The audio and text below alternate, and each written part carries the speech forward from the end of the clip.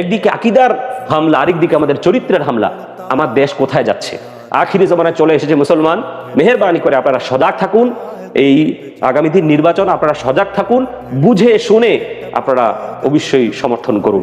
আসসালামু আলাইকুম ওয়া রাহমাতুল্লাহি ওয়া বারাকাতুহু। আলহামদুলিল্লাহ ওয়া কাফা ওয়া সালাতু ওয়া সালামু আলা ইবাদিহিল্লাযিনা ইসতাফা, আম্মা বা'দ। সম্মানিত দর্শক ও শ্রোতা, আপনারা দেখছেন যে একটি খুবই গুরুত্বপূর্ণ একটি বিষয় নিয়ে আমি এসেছি।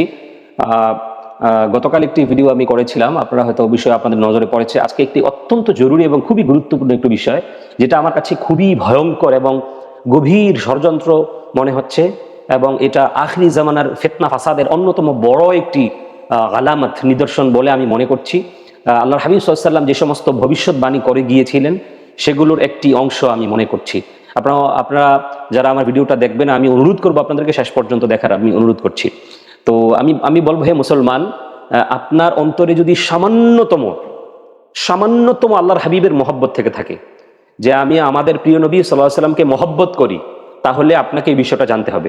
আপনার অন্তরে যদি সামান্যতম আল্লাহর ওলিদের মহব্বত থেকে থাকে, এই দেশটা আল্লাহর ওলিদের দেশ।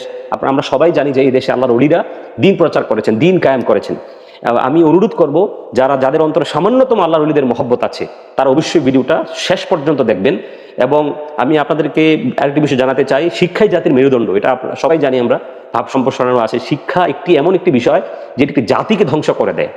তো আপনারা অনেকেই জানেন যে সেই আরব দেশে যখন মুহাম্মদ ইবনে আব্দুল ওয়াহাব নজদি যখন সে রাষ্ট্রীয় ক্ষমতার মাধ্যমে বই পুস্তক পরিবর্তন করে, রাষ্ট্রীয় ক্ষমতার মাধ্যমে ইমাম মুয়াজ্জিনদেরকে পরিবর্তন করে তার মতাদর্শকে প্রতিষ্ঠিত করেছিল, আজকে আমরা দেখতে পাচ্ছি কয়েক শতাব্দী পার হওয়ার পর ওই দেশে আল্লাহর ওলিদের কোনো নিদর্শন বা আহলে সুন্নাত ওয়াল জামাতের চর্চা ওখানে মোটামুটি অনুপস্থিত, প্রায় 90% অনুপস্থিত আমরা দেখতেই পাচ্ছি। এটার একমাত্র কারণ হলো রাষ্ট্রীয় ক্ষমতা ব্যবহারের মাধ্যমে আহলে সুন্নাত ওয়াল জামাতের আকীদা এগুলোকে বিলুপ্ত করা হয়েছে।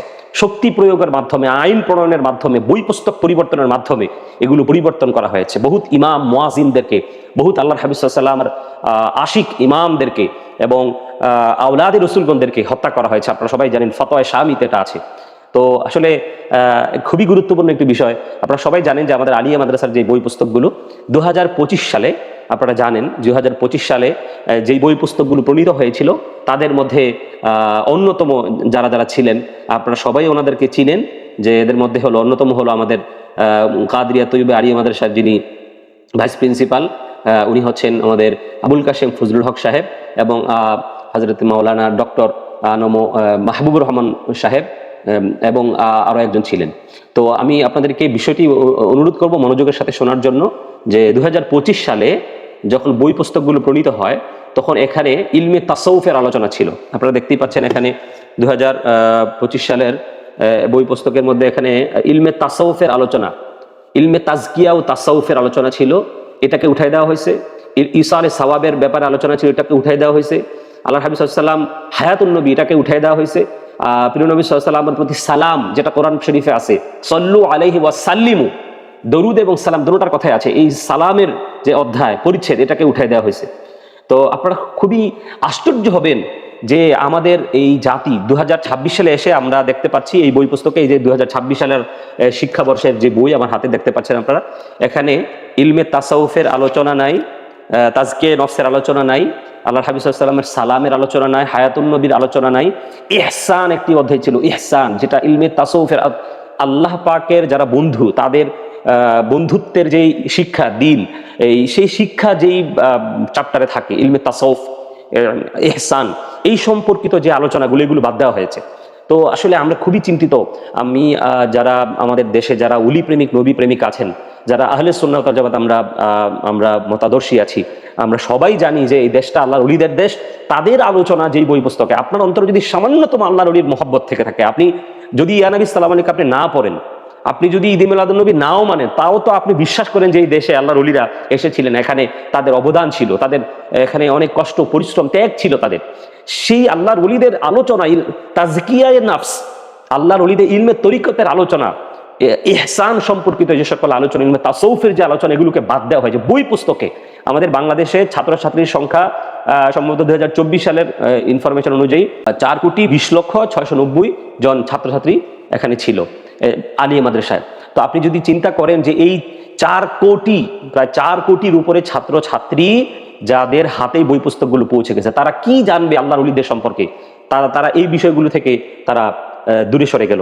আপনারা দেখতেই পাচ্ছেন যে এখানে নবম এবং দশম শ্রেণীর যে বই, এটাকে পরিবর্তন করা হয়েছে। আপনারা দেখেন এই নবম শ্রেণীর বইয়ের মধ্যে ছিল ইলমে তাসাউফের প্রয়োজনীয়তা, এটা বাদ দেওয়া হয়েছে।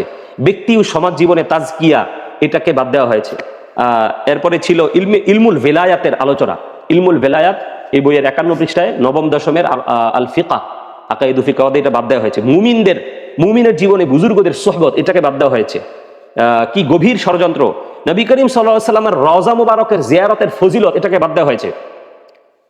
আমি আপনাদেরকে অনুরোধ করব, এমন কোন মুসলমান আছে, আমি মনে করি বাংলাদেশের থেকে যারা মক্কা মদিনায় জিয়ারত করতে যায়, হজ্জে যায়, উমরায় যায়, আমার মনে হয় 100 জনের মধ্যে 90 জন মানুষ নবীর রওজায় যায়। সেই নবীর রওজা মুবারকের জিয়ারতের ফজিলতকে বাদ দেওয়া হয়েছে এবং মদিনার প্রসিদ্ধ স্থানসমূহের যে আলোচনা, গুরুত্ব, এটাকে বাদ দেওয়া হয়েছে।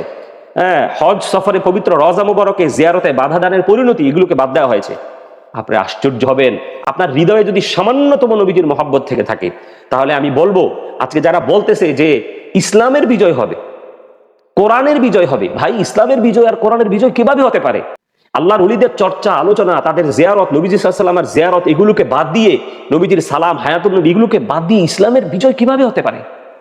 এটা কেমন দাড়িওয়ালা টুপিওয়ালার ইসলাম? এটা কেমন কোরআনের বিজয়, কেমন ইসলামের বিজয়, যেখানে আস্তাগফিরুল্লাহ, যেখানে আল্লাহর ওলিদের চর্চা থাকবে না? একটি অনির্বাচিত সরকারের হাতে যখন মাদ্রাসা শিক্ষা বোর্ড পরিবর্তন হয়ে গেল, শিক্ষার চেয়ারম্যান, বোর্ডের চেয়ারম্যান পরিবর্তন হয়ে গেল, লেখক পরিবর্তন হয়ে গেল, সেক্ষেত্রে আমরা কিভাবে ধারণা করতে পারি যে এটা ইসলাম? এটা মূলত কোরআন, এটা কোরআনের বিজয়, এটা ইসলামের বিজয় কিভাবে মনে করতে পারি? এটা আমি সকল যারা বাংলাদেশের যারা নবী প্রেমিক, অলি প্রেমিক মুসলমান আছে, যারা আল্লাহর হাবিব সাল্লাল্লাহু আলাইহি ওয়াসাল্লামকে মহব্বত করে, তাদের বিবেকের দরজা আমি এটা আপনাদেরকে দিয়ে দিলাম। এবং একদিকে তো আকীদার হামলা, আরেকদিকে আমাদের চরিত্রের হামলা। নবম দশমের যে আপনারা ইংরেজি বই আপনারা দেখেছেন, ডক্টর প্রফেসর হযরত মাওলানা ইমদাদুল হক, যিনি সিলেট বিশ্ববিদ্যালয়ের যিনি প্রফেসর, উনি আমাদেরকে কালকে একটি ভিডিও আপনারা দেখেছেন, বার্তাটি, কেউ মেয়ে হয়ে জন্মায় না, মেয়ে তৈরি করতে হয়, নাউজুবিল্লাহ মিন যালিক, কুফরি কথা। একদিকে আকীদার হামলা, আরেকদিকে আমাদের চরিত্রের হামলা। আমার দেশ কোথায় যাচ্ছে? আখিরি জামানায় চলে এসেছে। মুসলমান, মেহেরবানি করে আপনারা সজাগ থাকুন। এই আগামী দিন নির্বাচন, আপনারা সজাগ থাকুন, বুঝে শুনে আপনারা অবশ্যই সমর্থন করুন। ওয়া আখির দাওয়ানা আলহামদুলিল্লাহি রাব্বিল আলামিন। আসসালামু আলাইকুম ওয়া রাহমাতুল্লাহ।